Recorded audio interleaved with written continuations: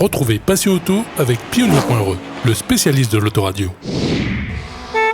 Retrouvez Passion Auto avec Herzaudio.re. Retrouvez Passion Auto avec Autoradio.re par ODRD2SK Audio. Bonjour à tous et bienvenue dans cette édition de Passion Auto. Aujourd'hui, direction La Possession pour parler du Rallye Légende Tour et de l'actualité de l'association. En seconde partie d'émission, ça sera l'essai car audio du jour avec le nouvel autoradio Pionnier, le SPH DA 360 DAB.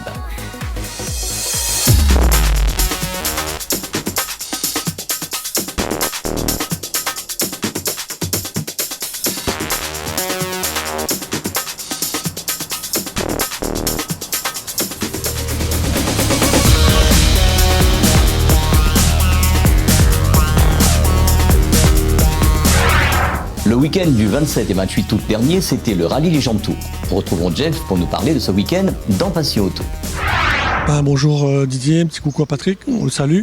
Écoute, aujourd'hui, là on est à la Possession, au restaurant chez Jackie, qui est partenaire avec plusieurs autres partenaires de notre Tour de Lille, qu'on appelle sympathiquement Rallye Légende Tour. C'est notre petit Tour de Lille à nous. Donc prévu les 27 et 28 août donc 2022. On a commencé par un rendez-vous sur Saint-Joseph. Ensuite on a remonté par l'Est, on a fait la spéciale de Cambourg pour montrer un peu ceux qui ne connaissaient pas les spéciales de rallye, c'est toujours un peu notre thème. Ensuite on a fait la 4 voies, on a mangé chez un deuxième partenaire qui s'appelle Outillage Location, représenté par le gérant Paul Gaillard, qui est un passionné de voiture. Donc on n'est pas parti là-bas par hasard, qui a une 260Z, donc on lui fait un petit coucou, merci pour son accueil. Donc chez Outillage Location à Brapanon. Donc il nous a accueillis avec des petits amuse-bouches. Ensuite on a commandé nos repas avec notre cuistot Émile Ayave, la M3E30. On a mangé sur place, ensuite on est monté sur Salazie, Grand Islet. On a dormi là-haut. Cité également Monsieur Rivière Jean-François, le gîteux qui nous a accueillis au bungalow d'Emma. Donc c'est vraiment un peu sur la fin de Grand Islet.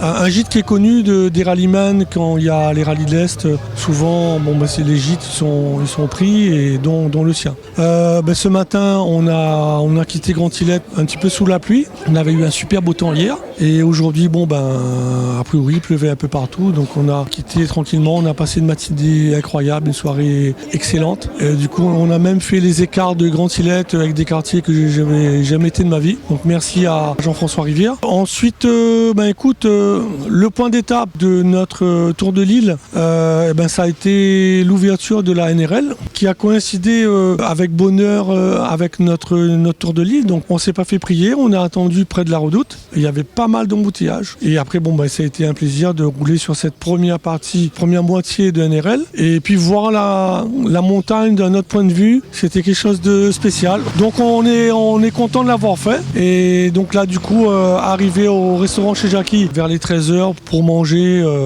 se mettre tranquillement à table, les pieds sous la table comme on dit. Et puis c'était vraiment, donc ça nous a permis de nous poser. Et du coup, là on est encore chez François, donc le gérant, François Simel, le gérant du restaurant. Et on va laisser la petite journée se passer tranquille. Et j'en profite pour saluer également un nouveau partenaire que l'on a depuis quelques temps avec le groupe Oyoyan Automobile qui nous a accompagnés sur notre rassemblement à Leclerc Saint-Joseph avec du matériel, de la logistique. Donc il nous a bien aidé à mettre en place cette journée. Ma foi, on va continuer comme ça, j'espère, avec ce groupe automobile avec qui on a eu affaire à des passionnés auto. Écoute, donc là on termine la journée, on va faire la côte, le littoral ouest, pour finir à Saint-Louis. Et après, ce sera terminé. On finira la journée avec de super souvenirs, de belles rigolades, parce que c'est aussi le but, c'est montrer les autos et s'amuser et être dans une belle ambiance. Donc après ce rendez-vous des 27 et 28, on aura le Rallye de l'Est qui va se faire, je crois, le 16-17 ou 17-18. Donc on sera ouvreur. Il y aura de belles surprises. Donc merci à Stéphane le neveu, qui est de l'Alsace-Mer, qui a toujours été le compte contact, le lien entre nous et les ASA locales, quelles qu'elles soient, pour qu'on puisse mettre en valeur nos voitures. Et écoute, on est prêt, on aura un petit groupe de young timers sportives pour ce rallye qui se fait sur 2 jours. Ensuite, fin octobre, on devrait avoir quelque chose. On est en discussion avec le groupe Oyoyan justement pour essayer de mettre en valeur le groupe en proposant des actions communes. Mi-novembre, on va remettre en place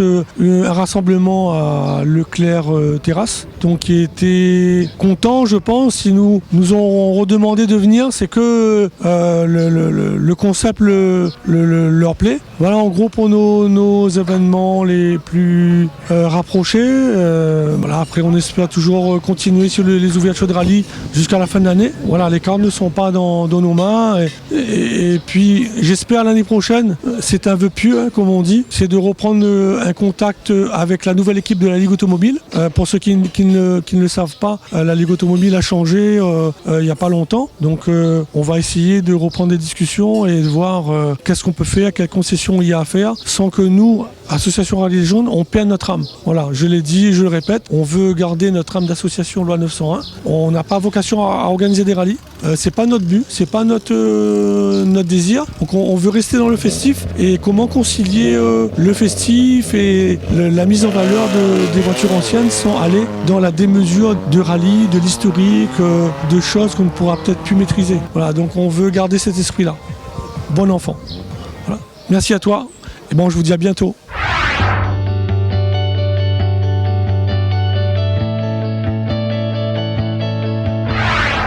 En SCK Radio, on vous avait déjà présenté la gamme des DMH, les SPH Evo et le SPH DA 160 DAB.